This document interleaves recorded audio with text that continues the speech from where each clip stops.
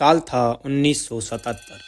Australia की एक युवा लड़की रॉबिन डेविडसन महज 27 साल की उम्र में उसने ऐसा फैसला लिया जो दुनिया को आज भी पागलपन लगता है। वो कुछ ऐसा करना चाहती थी जो इतिहास में आज तक किसी ने नहीं किया। वो दुनिया के सबसे खतरनाक और रहस्यमय रेगिस्तान को पैदल पार करना चाहती थी। एक ऐसा इलाका जहाँ प्यास से इंसान की मौत हो जाती है, जहाँ कई खोजकर्ता हमेशा के लिए गुम हो गए, जहाँ सिर्फ जिंदा लौटना किसी चमत्कार से कम नहीं है। सही सुना आपने दोस्त, एक ऐसे जमाने में जहाँ कोई स्मार्टफोन नहीं, कोई मॉडर्न टेक्नोलॉजी नहीं, ये इस भयानक रेगिस्तान को 50 डिग्री सेल्सियस में रेत के तूफानों के बीच ऊपर से लेकर नीचे तक इसे पैदल पार करना चाहती। इसका प्लान था अलाइस स्प्रिंग पहुंचकर सिम्पसन डेजर्ट से होते हुए। नक्शे पर देखिए एग्जैक्टली यहाँ से ये शुरू करेगी और फिर वहाँ से गिब्सन डेजर्ट पहुँचेगी, फिर ग्रेट सैंडी डेजर्ट को पार करते हुए इंडियन ओशियन पहुँचेगी। टोटल में लगभग 2700 किलोमीटर का ट्रैक, और अगर सब कुछ प्लान के अनुसार चला तो ये करने में करीब 180 दिन का समय लगेगा। लेकिन ये प्लान कितनी बुरी तरह से फेल होता है और आगे इसे क्या झेलना पड़ता है, ना तो ये इमेजिन कर सकती थी उस वक्त, और ना ही आप इसकी कल्पना कर सकते हो दोस्तों।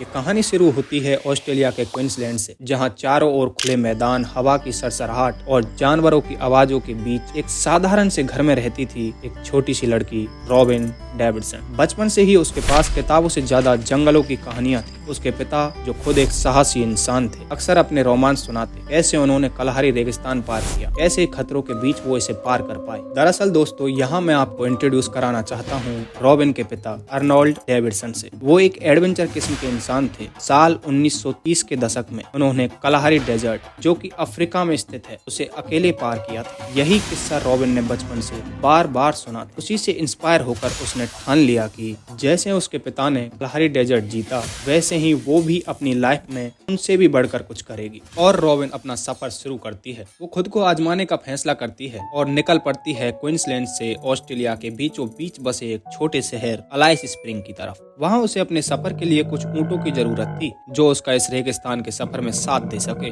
रॉबिन ने अलाइस स्प्रिंग पहुँचते ही सबसे पहले एक फार्म देखा, और वहाँ पर रॉबिन कर्ट पोसेल नाम के जर्मन कैमल ट्रेनर के पास पहुँचती है और उससे 2 ऊँट मांगे। लेकिन उस ट्रेनर ने ऊँट देने से पहले रॉबिन के सामने एक शर्त रखी कि यदि तुम कुछ महीने मेरे पास काम करोगी तो मैं तुम्हें ऊँट दे सकता हूँ। रॉबिन ने भी इस ऑफर को मान लिया और वो ऊँटों की देखभाल करने लगी, उन्हें काबू करना सीखने लगी। अब कड़ी मेहनत के बाद उसने कर्ट पोसेल से अपने वादे के अनुसार वो 2 ऊँट देने के लिए कहा। लेकिन दोस्तों, यहाँ कर्ट पूरी तरह से मुकर जाता है कि हमारे बीच तो ऐसा कोई एग्रीमेंट नहीं हुआ था, और रॉबिन को अपने फार्म से बेइज्जत करके भगा देता है। लेकिन रॉबिन ने हार नहीं मानी और वो एक दूसरे कैमल एक्सपर्ट के पास पहुंचती है जिसका नाम था सैले मोहम्मद। उसने उसकी मदद की और रॉबिन को 2 ऊँट दे दिए।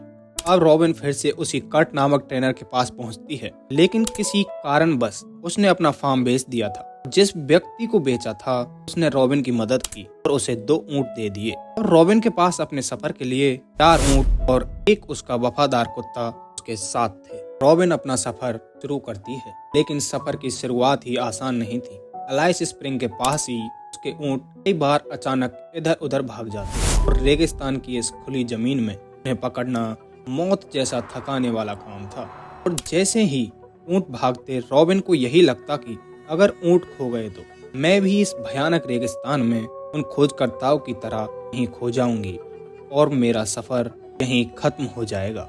लेकिन किसी प्रकार वो ऊँटों को काबू करती है और अलाइस स्प्रिंग को पार कर लेती है। दोस्तों, अब यहाँ से रॉबिन का असली सफर शुरू हुआ था, क्योंकि रेगिस्तान की धूप और 4 ऊँटों का बोझ सब कुछ अब उसके कंधों पर था। इस भारी बोझ को लेकर कुछ ही दिनों में वो पहुँचती है मैकडोनाल्ड रेंजेस की ऊंची ऊंची पहाड़ियों में। यहाँ की जमीन उबड़ खाबड़ और पथरीली थी। यहाँ ऊँटों को चढ़ाई पर ले जाना मानो नामुमकिन था। इन पहाड़ियों में कभी उनके पैर फिसलते, कभी पूरा वजन डगमगा जाता, और अगर एक ऊँट गिरता तो बाकी 3 भी घबरा जाते। रॉबिन को उन्हें पकड़कर शांत करके फिर से आगे बढ़ना पड़ता। अब रॉबिन के पैरों में छाले पड़ चुके थे, हाथों में रस्सियों से गहरे निशान बन गए थे, लेकिन यहाँ से उसके पास रुकने का कोई विकल्प नहीं था। ऊपर से पानी की किल्लत और चारों तरफ मौत जैसा सन्नाटा। अब वो समझ चुकी थी ये सफर इतना आसान नहीं है जितना कि उसने सोचा। मैकडोनाल्ड की पहाड़ियों को पार करने के बाद रॉबिन ने महसूस किया कि उसका सबसे बड़ा सहारा पानी अब लगभग खत्म हो चुका है और ऐसे हाल में उसने कदम रखा उस जगह पर जहां जिंदगी और मौत के बीच सिर्फ प्यास का फासला था।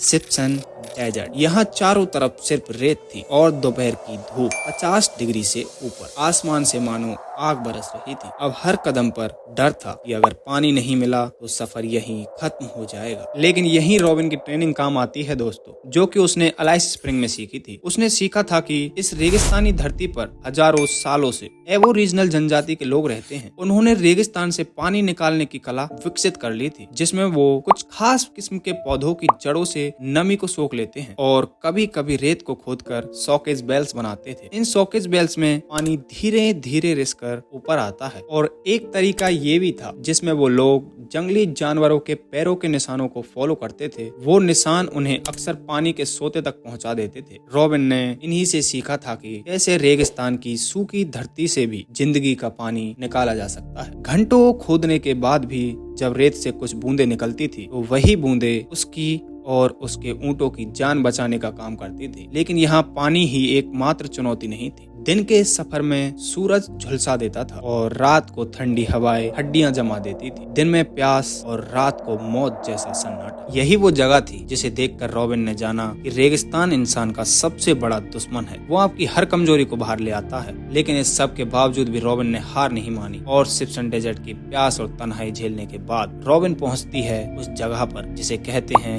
Gibson desert. उसने सोचा था शायद आगे बढ़ते बढ़ते मेरी मुश्किलें थोड़ी कम हो जाएंगी, लेकिन हकीकत बिल्कुल इससे उल्टी निकली। जैसे जैसे रॉबिन आगे बढ़ती है रास्ता और बेरहम होता गया। रेगिस्तान का यह हिस्सा सबसे क्रूर था, जहाँ ना तो कोई हरियाली थी ना ही कोई रास्ता। वहाँ सिर्फ चलती हुई रेत और मौत जैसा सन्नाटा था। लेकिन इसी बीच असली कहर तब टूटा जब एक भयानक रेतीले तूफान ने रॉबिन को यहाँ घेर लिया। तूफान इतनी तेज था कि देखते ही देखते कुछ ही पल में आंखों के सामने बस धूल और अंधेरा छा गया। सांस लेना तक मुश्किल हो गया था। रॉबिन कहती है उस वक्त ऐसा लग रहा था मानो पूरी धरती मुझे निगलने पर उतारू हो। कईयों घंटों तक रॉबिन और उसके ऊंट उस तूफान से जूझते रहे। उसने ऊंटों की लगाम पकड़कर खुद को रेत में झुकाकर बचाए रखा, वरना एक पल की ढील और सब कुछ खत्म हो सकता था। तूफान थमा तो रॉबिन का शरीर पूरी तरह से थक चुका था, लेकिन उसका हौसला अभी भी जिंदा था। यही गिब्सन डेजर्ट था जहां रॉबिन की हर दिन मौत से सीधी टक्कर होती थी। लेकिन रॉबिन ने ठान लिया था अब चाहे कुछ भी हो जाए मैं पीछे मुड़कर नहीं जाऊंगी। इसी प्रकार उसने गिब्सन डेजर्ट को भी पार कर लिया। अब रॉबिन की जिंदगी में पहली बार एक उम्मीद की किरण नजर आई, जहाँ आगे चलकर रास्ते में उसकी मुलाकात हुई एबोरिजिनल कबीले के लोगों से। ये लोग उसी धरती के वारिस थे जो पीढ़ियों से रेगिस्तान की हर चाल जानते थे। उन्होंने रॉबिन को रास्तों के रहस्य बताए, कौन सा टीला पार करना है और कौन सा टालना है। और सबसे जरूरी उन्होंने रॉबिन को यह सिखाया कि रेगिस्तान से लड़ना नहीं है बल्कि उसके साथ तालमेल बनाकर चलना ही असली रास्ता है। इन मुलाकातों ने रॉबिन का मनोबल फिर से जिंदा कर दिया।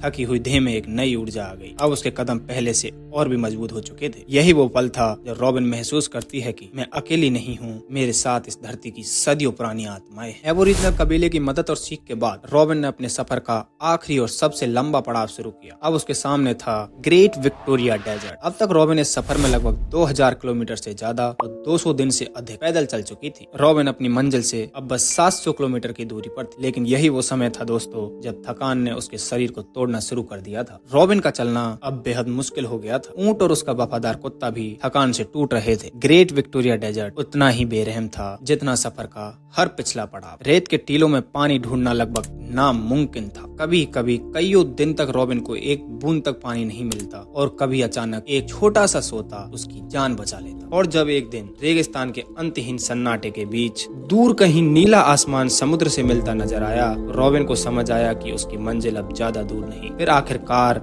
2700 किलोमीटर और 9 महीने लंबी इस यात्रा के बाद रॉबिन की आंखों के सामने वो दृश्य आया जिसका सपना उसने अलाइस स्प्रिंग से निकलते हुए देखा था। उसने रेत पर खड़े होकर दूर तक फैले उस महासागर को देखा और उसकी आंखों से आंसू बह निकले। यह सिर्फ सफर का अंत नहीं था, यह उसकी आत्मा की जीत थी। लेकिन किस्मत ने अभी भी उसके साथ एक और खेल खेला। उसी अंतिम पड़ाव में उसका सबसे वफादार साथी, उसका कुत्ता डिगिटी पॉइजन बाइट की वजह से मारा गया। डिगिटी की मौत रॉबिन के लिए उस पूरे सफर से भी ज्यादा बड़ा सदमा था। वो अपनी बायोग्राफी में लिखती है, मेरे पास दुख बताने के लिए कोई इंसान नहीं था, लेकिन मैं ऐसे रोई जैसे कोई घायल जानवर।